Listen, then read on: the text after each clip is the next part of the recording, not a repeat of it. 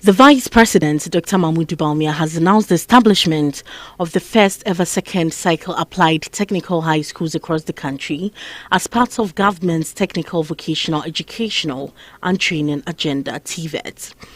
According to the Vice President, programs to be offered at the Applied Technical High School will be career-based technical education, which integrates career and technical education with a rigorous academic care and industry participation. The programs would also be benchmarked against international best practices and standards. Dr. Mahmoud Bawumia disclosed this in Accra when he launched the Ghana TVET service on Tuesday.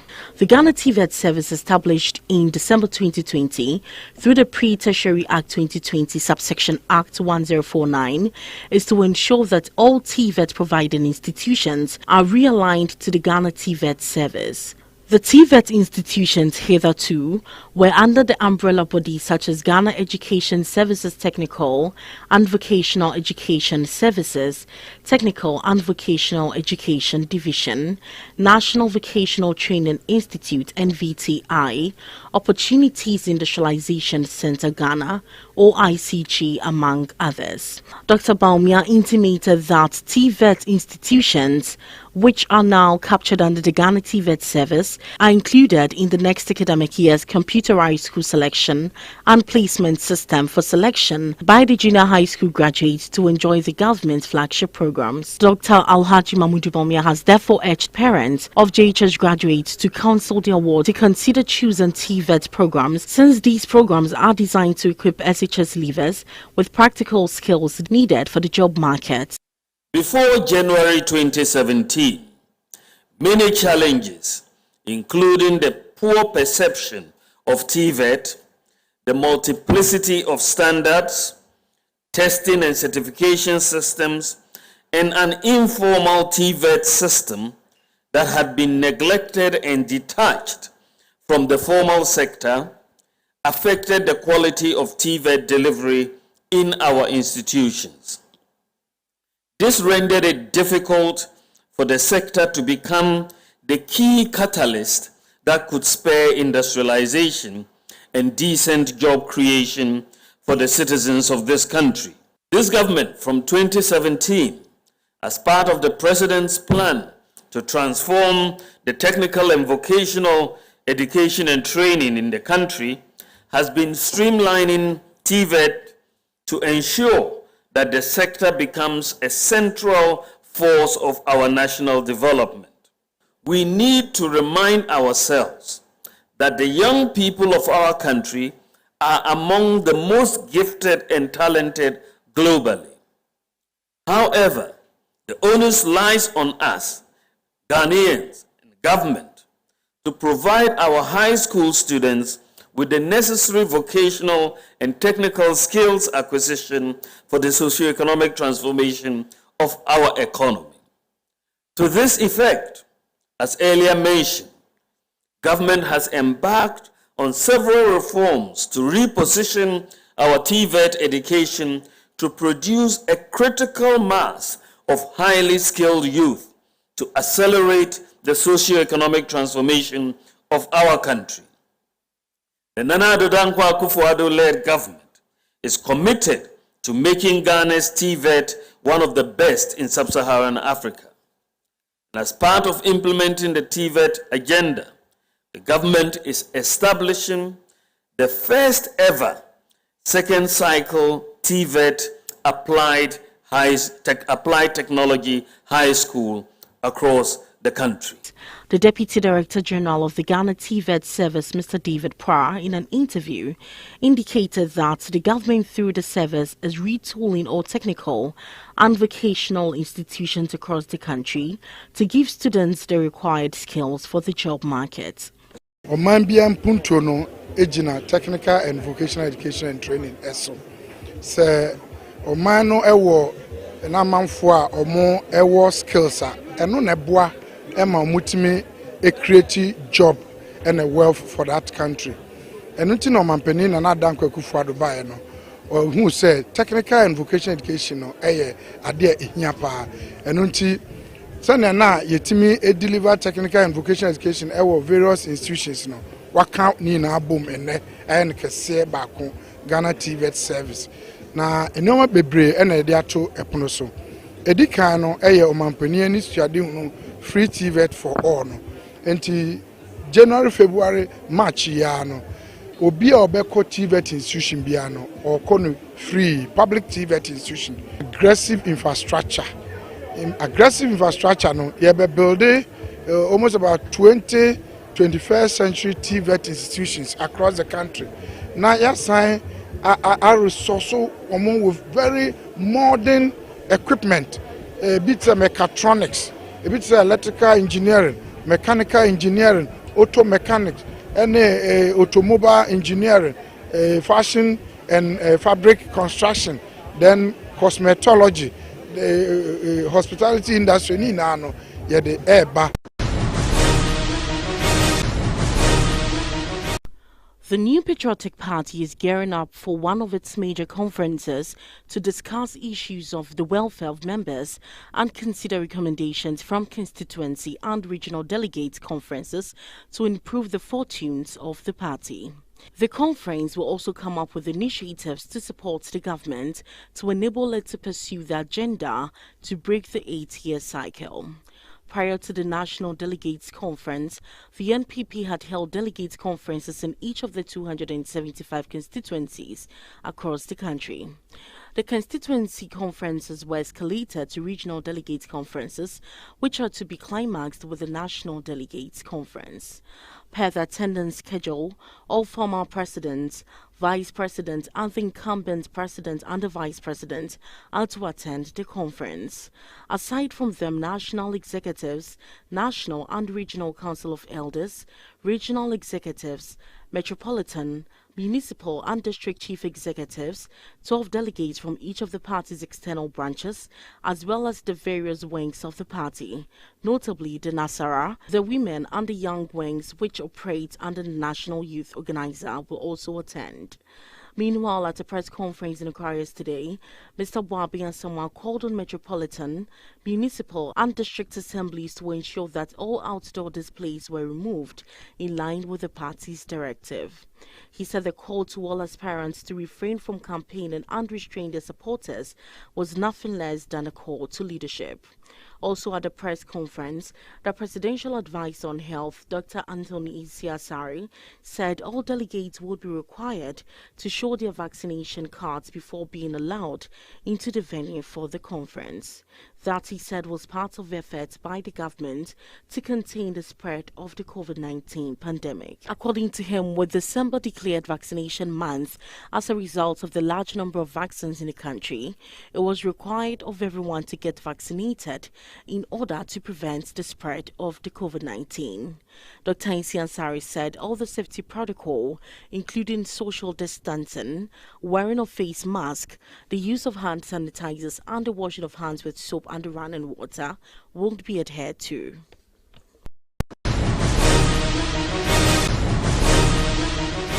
The Deputy Chief of Staff, Mr. Emmanuel Edumwa Bosman, has charged members of the Chamber of Patriotic Entrepreneurs and Party Faithfuls of the New Patriotic Party members to sacrifice and prepare their mind for the future and not to go out with the intention to destroy someone's political career that has been built over the years, but rather members of the party are to create their own business, be it any form, to help the government so each and everyone can benefit. He also charged members to begin selling the great achievement of the Nana Akufo-Addo-led administration to Guineans, which is the surest way of breaking the 8.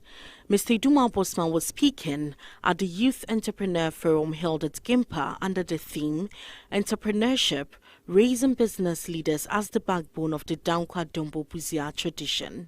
Not many people understand that the essence of sacrifice is to prepare yourself for the now and the future. The mindset of today, unfortunately, has been one of a fast-track path to what is defined as success. But success doesn't come easily. It requires very hard work, and we have seen this from our forebears. Those who established this tradition, you can mention from the very earliest beginning, the likes of Pa Grant, who contributed their monies towards the formation of our movement, right through the greats, the businessmen. I mentioned some of them before. I mean, many of them have been listed here. Akentina Piamenka, Kwame Donkofojo, J. Addison. They've been there, they've contributed their quota, and they've held us in the dark days.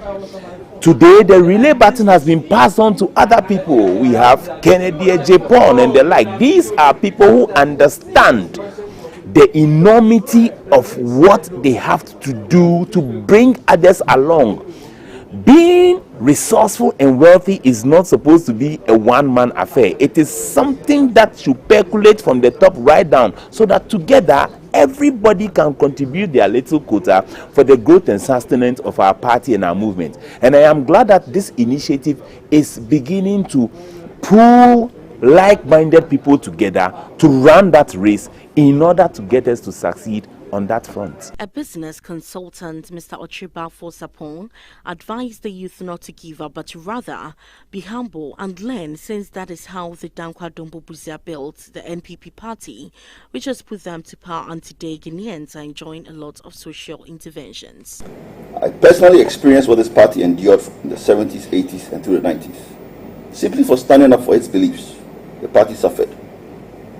But entrepreneurship via private enterprise was the fuel that kept our collective will and ideas resolute, burning until we saw our party return to office in 2000. And we have continued in that vein to date.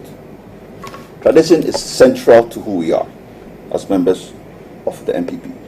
One is our trust and reverence for God, okay, which, if you think of our party, is captured in Deuteronomy 8:7-18, so you can read it at your own time. But the second one is the development of the individual in a free and democratic atmosphere that ensures their freedoms and fundamental human rights under the rule of law. You heard President Kufuor talk about the rule of law. You've heard His Excellency Nana Addo Dankwa Kufuor talk about the rule of law. This is important. This is what Dankwa fought for, went to jail for, which we are now all enjoying. And without the rule of law, you cannot set up a business and be successful. The Chief Executive Officer for Ghana Digital Center, Mr. Kofi Owusun Kansa, also urged the party hierarchy to use technology to identify members with various skill sets to support and assist members to find opportunities. Right, so I think it's very important as a party that we deploy digital technology in the running of the affairs of the party, management of the affairs of the party, because of the sheer numbers involved in doing party work. Look at the multinationals like the telecom companies. Some of them have over 30 million subscribers. If they do not use ICT tools, digital tools, CRM softwares, proper management information systems to manage customers, so that if somebody has an illegal Momo deduction, for instance, he could call a call center or chat somebody at their customer service office and get the problem resolved. And all these 30 million customers were calling MTN executives. You can imagine the chaos that we would have had. This is the kind of chaos that we are having in the New Patriotic Party, because we have loads and loads of members who have several needs, who want to reach our leaders, who want to talk to them, who want feedback on specific issues, but there are no systems for our members to leverage to reach our people. And it is part of the problems why we always talk about expectations being unmet and we not be able to meet the expectations of our party. So going forward, my humble proposal to the leadership of the party is that as we are digitizing the economy and deploying ICT tools all across the various sectors of the economy, we should do the same in the management of the party. At least 70 people were feared dead in Kentucky after tornadoes and severe weather tore through multiple states and caused widespread devastation. The death toll from a series of tornadoes that roared across 5 states rose Sunday as Sumba rescuers picked through the rubble of shattered buildings and communities searching for survivors and remains. More than 30 tornadoes were reported late Friday and early Saturday, according to the National Oceanic and Atmospheric Administration. Kentucky was hardest hit with 50 confirmed fatalities early Sunday, but scores more people were missing and feared dead after a tornado destroyed a candle factory where more than 100 people were inside. In Illinois, at least 6 people were killed when a tornado ripped through an Amazon warehouse north of St. Louis. 4 deaths were confirmed in Tennessee and 2 each in Arkansas and Missouri. Kentucky government Andy Beshear said Sunday more than 100 people probably died in his state alone, including at least 2 of his own relatives. He said the entire town were flattened by the twisters. Emergency responders went door to door looking for survivors, although in some cases there aren't doors. He added that several children were among the dead. Beshear, who declared a state of emergency, said the strongest tornado tore 200 miles through the state, calling it the most severe in Kentucky's history. Video and photos showed brick buildings in downtown Mayfield reduced to rubble, with parked cars nearly buried under bricks and debris. The federal government declared a state of emergency for Kentucky, and the state's National Guard deployed at least 300 members over 9 counties. As more aid arrived from individuals, groups, and in government agencies, some relatives were still unaccounted for loved one turned up at Kentucky State Police site to provide information for identification, hinting at what may be rising death toll. In Illinois, police said there were 2 confirmed deaths after a roof partially collapsed at an Amazon Incorporation warehouse in town of Edwardsville late on Friday. Several people remained unaccounted for as rescuers frantically searched for workers who may be trapped in the facility in Edwardsville, Illinois. Police Chief Mike Philback told reporters. He said about 50 workers were believed to be at the warehouse where it was hit by an extreme weather-related event on Friday. U.S. President Joe Biden called the devastation caused an unimaginable tragedy.